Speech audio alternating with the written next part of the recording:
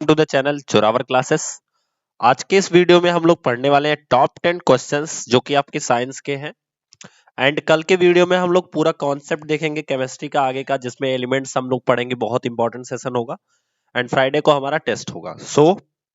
आज जिस तरह के क्वेश्चंस हैं इसी तरह के क्वेश्चंस आपको टेस्ट में भी दिए जाएंगे। इसलिए मैं आपसे रिकमेंड कर रहा हूँ कि थोड़ा सा ध्यान से पढ़ लीजिए और समझ लीजिए, क्योंकि इस तरह के क्वेश्चन ही आपको टेस्ट में आएंगे। चलिए स्टार्ट करते हैं। The inertia of a moving object depends on.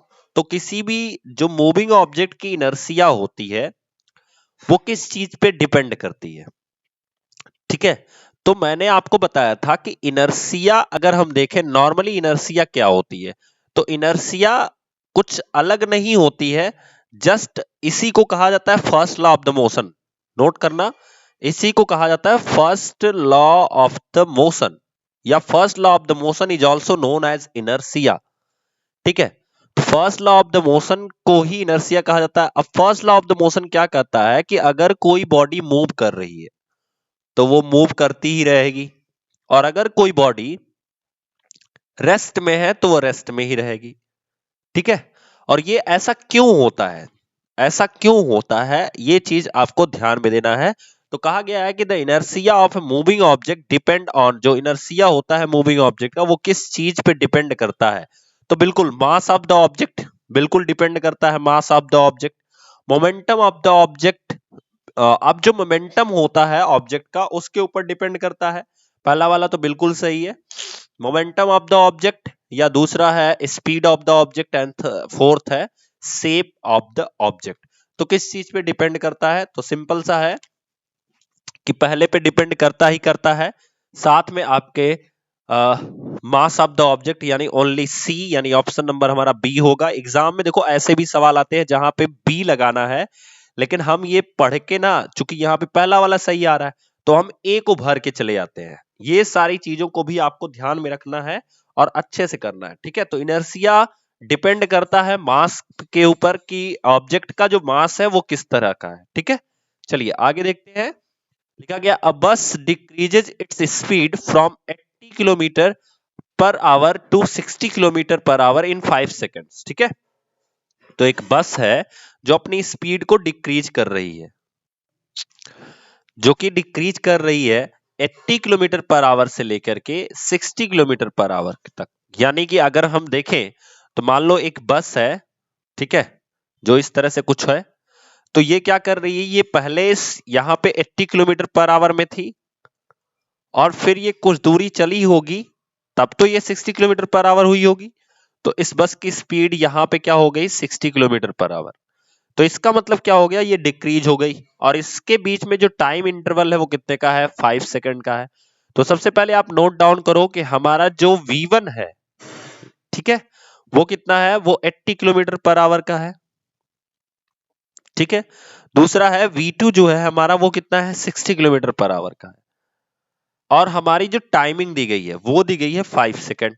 अब याद रखो कि जब कोई चीज आपको किलोमीटर पर आवर में दी गई हो, यानी ये सारी चीजें आवर में है, तो ये जो सेकंड है इसको भी आवर में चेंज करना होगा। ठीक है, या तो आप इनको मीटर पर सेकंड में चेंज कर लो, दो ही तरीके हैं। ठीक है, तो जब हम मीटर पर सेकंड में चेंज करेंगे तो हमें 5/18 से गुणा कराना पड़ेगा, तो उस समय पॉइंट में आंसर आएगा। मैं क्या करता हूं, मैं इसको चेंज कर लेता हूं किसमें, आवर में। तो 5/3600 आवर हो जाएगा, क्योंकि एक घंटे में 3600 सेकंड होते हैं। ठीक है, तो जरा डिवाइड कर लेते हैं। तो 5 7 जा 35, 1 कैरी करा, 10 हो गया, 5 2 जा 10 एंड 0, 1/720 आवर हो जाएगा। ठीक है, आपसे पूछा गया एक्सेलरेशन फाइंड आउट करो, तो acceleration is equals to nothing but change of the rate of the change of velocity. Acceleration is nothing but the rate of the change of velocity, कि कितनी वेलोसिटी का जो रेट है वो कितना change हो रहा है किसी ड्यूरिंग या फिक्स टाइम पीरियड में।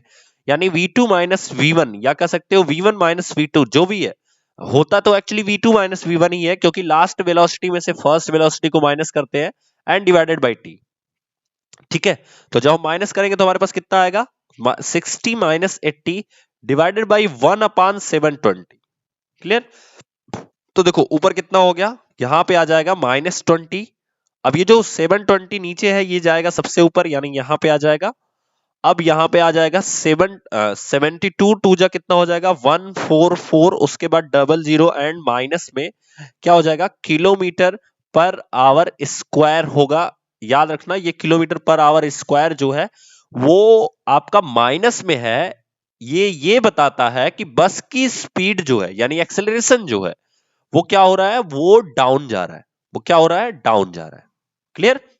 चलिए आगे देखते हैं। लिखा गया है an object travel 16 meter in 4 second then another 16 meter in 2 second. मतलब एक बस है या कह सकते हो एक ऑब्जेक्ट है जो क्या करता है कि 16 मीटर की दूरी, यानी यहां से यहां तक अगर हम 16 मीटर को ले ले तो इस दूरी को वो कितनी देर में तय करता है, वो तय करता है 4 सेकंड में। और फिर अगले 16 मीटर की जो दूरी है, ये वाली जो डिस्टेंस है 16 मीटर की, इसको वो कितने सेकंड में तय करता है, 2 सेकंड में। क्लियर हुआ। तो फर्स्ट जो 16 मीटर है यानी एक्स पॉइंट तक जब वो आएगा तो उसे 16 मीटर तय करने में 4 सेकंड लगता है, और वाई पॉइंट तक यानी एक्स से वाई तक आने में उसे 2 सेकंड लगता है। पूछा क्या गया है, एवरेज स्पीड बता दीजिए। तो average speed is equals to nothing but total distance upon total time. क्या होता है, टोटल टाइम। तो टोटल डिस्टेंस कितना हो गया 16 मीटर एंड 16 मीटर कितना हो गया 32 मीटर, एंड टोटल टाइम कितना हो गया 4 एंड 2, जब हम ऐड करेंगे तो हमारे पास कितना हो गया 6 सेकंड। क्लियर। तो यहां से हम डिवाइड करेंगे तो कितनी बार में जाएगा 6, 5 जा 30, पॉइंट लगाएंगे तो 20 हो जाएगा, 6 3 जा 18, फिर 6 3 जा 18, यानी 5.33 मीटर पर सेकंड स्क्वायर। क्लियर। तो इस तरह से मीटर पर सेकंड ये हमारी एवरेज स्पीड होगी जो उस ऑब्जेक्ट की या उस बस की होगी स्पीड। ठीक है। अगला दिया गया equation of position and time relation. तो आपको 3 तरह के इक्वेशन बताए गए हैं, ध्यान से देखना। वेलोसिटी के 3 इक्वेशन, ये सारी चीजें मैं क्यों रिवाइज करके लाया हूं, क्योंकि ये यहां से लास्ट टाइम पे 10 क्वेश्चन आया था फिजिक्स से, सो हमें याद होना चाहिए। और 4 क्वेश्चन तो सिर्फ मोशन से था। So first equation is nothing but u is equals to v plus at। Second equation yes is equals to ut plus half at square. कुछ लोग सोच रहे हो कि सर आपने ऑप्शन ही नहीं रखा। भैया ऑप्शन रख के भी क्या करते हैं अगर आपको इसका मतलब नहीं समझ में आता। पोजीशन टाइम क्या होता है। Third equation is equals to nothing but v square is equals to u square minus 2as। ठीक है। अब यहां से देखो पहला जो इक्वेशन है ये किससे रिलेट करता है, ये आपके पोजीशन पहला जो इक्वेशन है वो रिलेट करता है टाइमिंग और वेलोसिटी से, समय और वेग के संबंध को बताता है। ठीक है। दूसरा जो है वो डिस्टेंस को बताता है। दूसरा किसको बताता है, डिस्टेंस को बताता है और टाइम को बताता है। देखो दोनों जगह पे क्या है, टाइम है, और यहां पे दोनों जगह वेलोसिटी थी और यहां पे क्या था, टाइम था। आगे देखो यहां पे क्या है, वेलोसिटी है और डिस्टेंस है, तो मतलब इस वाले में वेलोसिटी डिस्टेंस है। अगर ध्यान से देखोगे तो वेलोसिटी डिस्टेंस का रिलेशन है। भैया ये भी वेलोसिटी ये भी वेलोसिटी, और यहां पे डिस्टेंस है, वेलोसिटी डिस्टेंस का रिलेशन है। यहां पे क्या है, यहां पे पोजीशन, यानी कि ये यस जो है वो डिस्टेंस को बताता है ना, तो पोजीशन एंड टाइम का रिलेशन है, क्योंकि दोनों इक्वेशन में क्या है, टाइम है। यहां देखो यहां भी है यहां भी है, और यहां पे आपकी वेलोसिटी टाइम का रिलेशन है। तो ये तीनों चीजें क्लियर कर लो एंड कंफर्म कर लो। सो हमारा आंसर क्या हो जाएगा, nothing but s is equals to u T plus half A T square. Clear. आगे बढ़ते हैं। Moment of inertia expressed in unit of. तो जो इनर्सिया की मोमेंटम होता है वो किस यूनिट में प्रेजेंट करा जाता है, आपको बताना है वो किस यूनिट में प्रेजेंट करा जाता है। ठीक है। तो आपको ये चीज बतानी है। चलिए यहां पे जहां पे स्क्वायर्ड लिखा गया है ये स्क्वायर्ड नहीं रहेगा, स्क्वायर होगा, यानी डी हटा दो बस, और कुछ नहीं दिक्कत है। ठीक है। यहां से डी हटा दो। अब फटाफट बताओ कि इनमें से कौन सी यूनिट है जो मोमेंट ऑफ इनर्शिया को एक्सप्रेस करती है। इसका आंसर हो जाएगा किलोग्राम मीटर स्क्वायर। ठीक है, फॉर्मूला क्या होता है मैं आपको बता देता हूं, I is equals to M into R square. ठीक है, और ये आपका फॉर्मूला होता है जहां यम जो है वो हमारा मास है और आर जो है वो रेडियस है। ठीक है, ये हमें पढ़ना नहीं है बट हमें ये याद होना चाहिए। ठीक है, तो किलोग्राम मीटर स्क्वायर इसका आंसर होगा। चलिए नेक्स्ट देखते हैं। ये बड़ा अच्छा सवाल है, आप सबको पता होगा। यहां पे लिखा गया है, जिसको भी समझना है, अगर आपको समझ आ रहा है कि ये डेकाग्राम लिखा गया है तो अच्छी बात है, डेसीग्राम लिखा गया तो भी अच्छी बात है, आपको चेंज करना है। फटाफट आंसर बताओ जल्दी से जल्दी। तो 1 डेकाग्राम, मैंने आपको एक सीरीज बताई थी, किलो, हेक्टो, डेका, मीटर, फिर मैंने बताया था डेसी, ठीक है, सेंटी एंड मिलीमीटर। तो इस सीरीज में किलो, हेक्टो, डेका, डेका यहां पे है, हमें चेंज किस में करना है, ग्राम में। मैंने आपको बताया था ये जो मीटर है इसी की जगह पे हम ग्राम भी लिख सकते हैं। तो अगर हम एक स्टेप नीचे आ रहे हैं तो देखो नीचे आने में एनर्जी लॉस नहीं होगी, यानी एनर्जी गेन हो जाएगी, इसका मतलब हम 10 से मल्टीप्लाई करा देंगे, एक स्टेप के लिए एक 10। इसी तरह से अगर हम डेसी ग्राम ले ले और फिर हमें ग्राम में आना हो, अगर मान लो हमने ले लिया एक डेसी ग्राम और फिर हमें कहा आना है, ग्राम में आना है, तो देखो डेसी ग्राम यहां पे है और इसके एक स्टेप ऊपर जा रहे हैं तो ऊपर जाने में एनर्जी लॉस होगी, यानी जब हम ऊपर जाएंगे तो हम डिवाइड कर देंगे 10 से। क्लियर। इसी तरह से डेकाग्राम को डेसी ग्राम में बदलना है, ये तो कंफर्म है बिकॉज यहां पे डेसी लिखा है। तो डेकाग्राम से डेसी ग्राम आने में कितने स्टेप लगेंगे, एक दो, वो भी नीचे आ रहे हैं, तो 1 मल्टीप्लाई बाई 100। इस तरह से हमारा आंसर हो जाएगा। अगला दिया गया है, और हाँ जो लोग पहली बार जुड़ रहे हो वो लोग अपना व्हाट्सएप नंबर, इस नंबर अपने व्हाट्सएप से इस नंबर पर अपना नाम और पोस्ट, जिस भी पोस्ट के लिए प्रिपरेशन करना चाहते हो भेज सकते हो, जिससे आपको टाइम टू टाइम नोटिफिकेशन मिलता रहे। The work done on an object does not depend upon, जो वर्क डन होता है किसी भी ऑब्जेक्ट पर वो डिपेंड नहीं करता, नॉट डिपेंड अपॉन, किस चीज पे डिपेंड नहीं करता। तो अगर हम वर्क का फॉर्मूला देखें तो nothing F into D into cos theta होता है, और एफ का फॉर्मूला क्या होता है, ये फोर्स होता है, यानी यम इंटू ए इंटू डिस्प्लेसमेंट यानी डिस्टेंस। तो आप देख सकते हो कि किसी भी चीज का जो वर्क डन होता है उसके मास के ऊपर, एक्सेलरेशन के ऊपर और डिस्प्लेसमेंट या डिस्टेंस के ऊपर डिपेंड करता है। ठीक है, तो इसमें पूछा गया किस पे डिपेंड नहीं करता, तो बिल्कुल डिस्प्लेसमेंट पे डिपेंड करता है, इसलिए ऑप्शन हमारा ये cancel.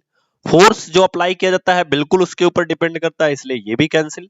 Angle between force and displacement, देखो यहाँ पे cos थीटा लिखा गया है, angle between force and displacement तो इसके ऊपर भी डिपेंड करता है, इसलिए ये भी कैंसिल। देखो initial velocity of the object इसके ऊपर डिपेंड नहीं करता, बिकॉज यहाँ पे कोई भी वेलोसिटी का टर्म है ही नहीं। ठीक है, तो हमारा आंसर कौन सा सही हो जाएगा, लास्ट वाला, यानी initial velocity of the object. Next देखते हैं, racing car has a uniform acceleration of 4 meter per second square, what distance will it cover in 10 second after start।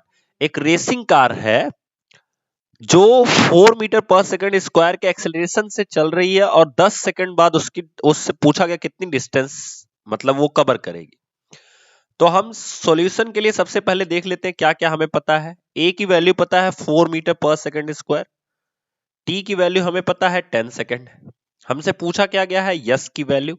And ध्यान देना, अ racing car has a uniform acceleration, मतलब उसकी जो velocity होगी, ठीक है, वो चेंज नहीं हो रही है, कहीं ना कहीं उसकी वेलोसिटी जो है वो चेंज नहीं हो रही है। यूनिफॉर्म एक्सेलरेशन मतलब वो एक सिंपल जिससे पहले था उसी में हमेशा बना हुआ है। तो पूछा गया 10 सेकंड बाद वो कितनी दूरी तय करेगा। ठीक है, होगी तो उसकी स्टार्टिंग जो वेलोसिटी होगी अगर वो हम देखें तो वो 0 होगी। Then S is equals to formula होता है U T plus half A T square.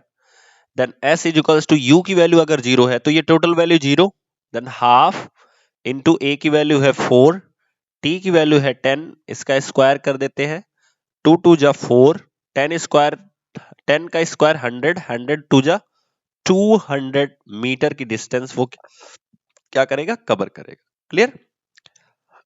Next question, define the second law of motion. तो मैंने आपको बताया था second law of motion is nothing but F is equals to M into A. F is equals to नहीं होता है, F is proportional to M into A, where F is equals to K into M into A and K is constant. K is constant जिसकी value बहुत सारे scientist ने क्या बताई है, एक बताई है। सो दैट्स वाई हम लोग F is equals to m a पढ़ते हैं। क्लियर? चलिए आगे देखते हैं। एक गतिमान पिंड की गति को मापने की इकाई क्या है? तो सिंपल है कि अगर हम, सॉरी यहाँ पे हिंदी देखो, ये गूगल ट्रांसलेशन थोड़ा सा गलत करता है। एक्चुअल में लिखा गया the unit of measuring of momentum of a moving body. तो momentum is equals to nothing but P is equals to M into V. M क्या है? मास। सो इसकी यूनिट हो गई KG. V is equals to metre upon second. तो answer क्या हो जाएगा? केजी मीटर अपान सेकेंड, यानी बी वाला सही होगा। हिंदी में मत जाना, थोड़ी सी यही प्रॉब्लम होती है गूगल ट्रांसलेशन में। आप हिंदी में जाओगे आपका आंसर गलत हो जाएगा, इसलिए ध्यान से पढ़ना और इंग्लिश की चीजों पे फोकस करना, ठीक है? और जो पेपर भी बनते हैं वो भी लगभग गूगल ट्रांसलेशन के बेस पे बनते हैं, ठीक है? चलिए, तो आज के लिए इतना ही दोस्तों। कल के वीडियो में हम पढ़ेंगे एलिमेंट्स, जिसको आप लोग ध्यान से देख लीजिए, और हम लोग नेक्स्ट वीडियो में मिलेंगे। ये एलिमेंट्स को पढ़ के फिर लास्ट हमारा फ्राइडे को टेस्ट होगा। चलिए।